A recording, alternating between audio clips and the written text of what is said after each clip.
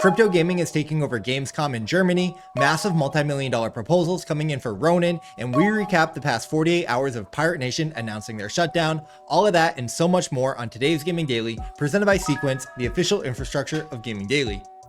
It is day one at Gamescom and the floor and timeline is buzzing with energy. OpenSea and Avax's booth looks incredible, supporting games like Parallel, Off the Grid, Pixelmon, and plenty more. It's really great to see these Web3 companies and projects representing this year at Gamescom, and they've got a bunch of cool looking swag too. I'm very jealous about that. Can someone please grab some stuff for me? Thank you. Wilderworld is also at Gamescom and they just launched super early access for their 10-player first-person shooter deathmatch mode. They're also kicking off a 1-month $100,000 tournament next Monday, August 25th, with the top 5 finalists earning an all-expenses paid trip to compete in person on top of the hefty prize pool. Ubisoft's Might and Magic Fates made their Gamescom debut with a first look at some gameplay. You can catch that along with highlights from their booth and developer interviews on their live stream on Twitter, which lasted about 2.5 hours.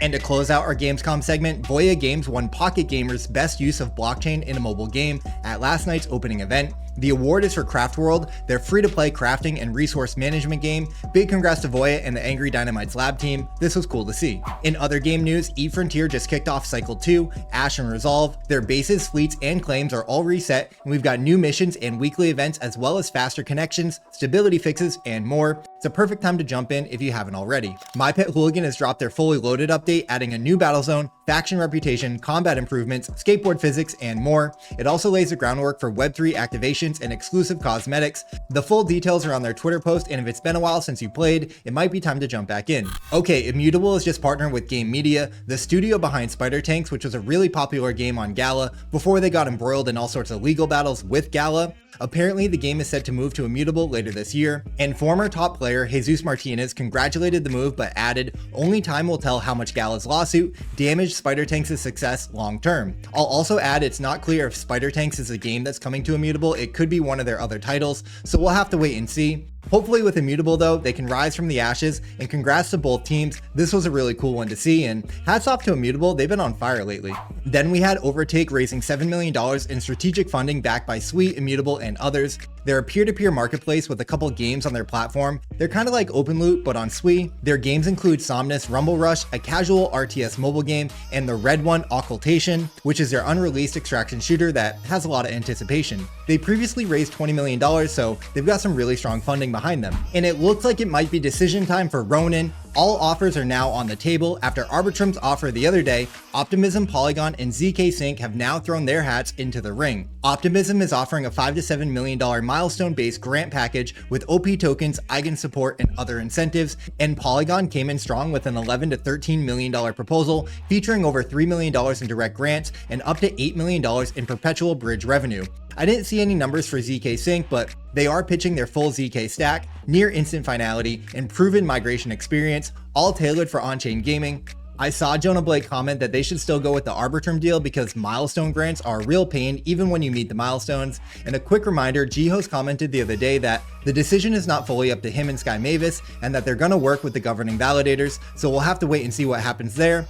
But I'm curious, let me know what you think down below in the comments. Where do you think Ronin is gonna land? Is it Arbitrum, Optimism, ZK Sync, or Polygon? And in our last story, let's get you up to speed with Pirate Nation from the past 48 hours. The team hosted an AMA yesterday and shared that Pirate Nation was costing $150,000 a month, and that closing the game extends Proof of Play's runway by $1.5 million per year. This did raise some questions about the viability of on-chain games, and the team also gave some token clarity, saying that the POP token isn't ready, and if it does launch, the Pirate token will merge with it. They said there's no appetite for a second token, so it seems for now that Pirate equals POP. Both Amit and Fern from the team gave heartfelt comments on the game shutdown and reaffirmed that Proof of Play is alive and well, and said that they're really excited about the future vision and their focus towards revenue. ICOBs posted today about their grand vision for onboarding millions into crypto-enabled applications and said that they'll continue developing on-chain services like their marketplace API, which is live right now by the way, and their VRNG product. So in summary, the community response has been mostly positive,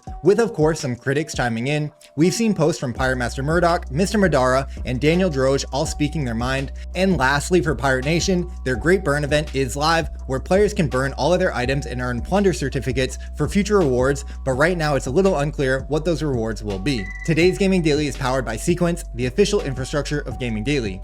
Ubisoft, Immutable, Circle, Forte, Magic Eden, the list goes on. These are just a few of the top tier clients partnered with Sequence's full stack Web3 infrastructure tools. From games to chains to payment systems to marketplaces, Sequence has you covered. That's why they're the go-to for Web3 devs and why we're proud to call them the official infrastructure of Gaming Daily. So head over to sequence.xyz, book a demo, and find out what they can do for you today. And that's going to do it for today's video, guys. Thank you so much for watching, especially if you made it this far. We'll be back tomorrow with a brand new Gaming Daily. So until then, stay humble, keep dreaming, keep gaming, and I'll see you then. Peace.